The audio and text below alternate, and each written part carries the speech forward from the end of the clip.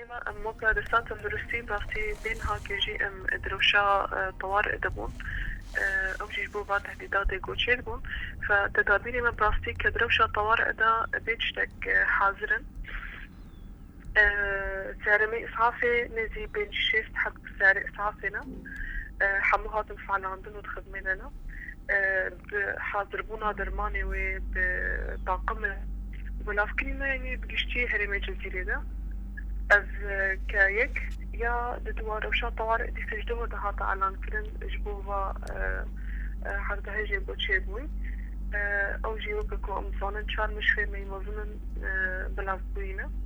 ديريك حسكي شدادي تعامدي هر روزانه عمليات انفيجن جلدي تشيدن عمليات يكون نحو جلد براستي او هاتن تعليمات هاتن شيانتن كو حمو عمليات ورا سكناندن جبال انفيجن يعني ام بهذين قلتشتك اللي هم قلتشتك ويجي يعني وفي عمليات طاقمة وي حمو حاضر بن وحاضر بون يدرن يعني هيك امزان يعني اختاقو هجبون شدوي يعني ولو قلك بيدار شدن قلك بيستقلك عمليات عاجل شدن تخصتي ما اندام حمو انفيجن دوي حالات طوارئ دنا حمو الشركات يعني كسيقون نا دوام واجه نبي حمو حاضر بون يجبون جمارة كيقلك منظنج اندام موجود بي وحاضر بي سارمي إسعافي حاضر بون اخو طاقم اخو بلافوينة الهرمي ساخ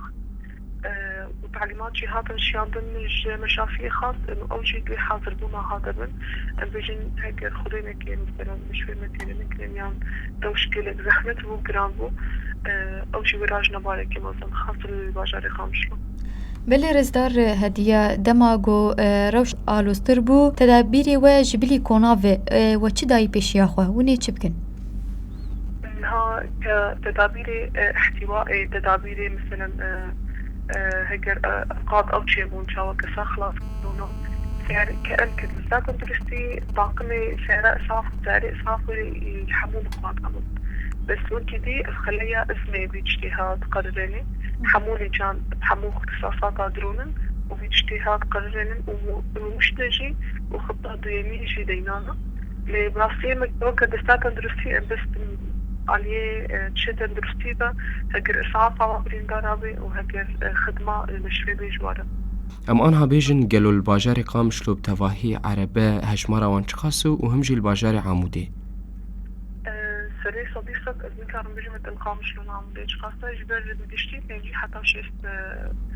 سياري أمبولانسينا الهريمة جزيرة ساق يعني جبرو ديركي جبرو درويسية جبرو شتادة جبرو عمودي انها تشتي حاضر بنا ويعني به حاضر طاقم اخو اللي هيك تشتي تشيبو يجي حمو حاضرا يعني تشتي انها بلابوي بناب انفيجن قامش لو عمود ده سيارة هنا يعني حاضرا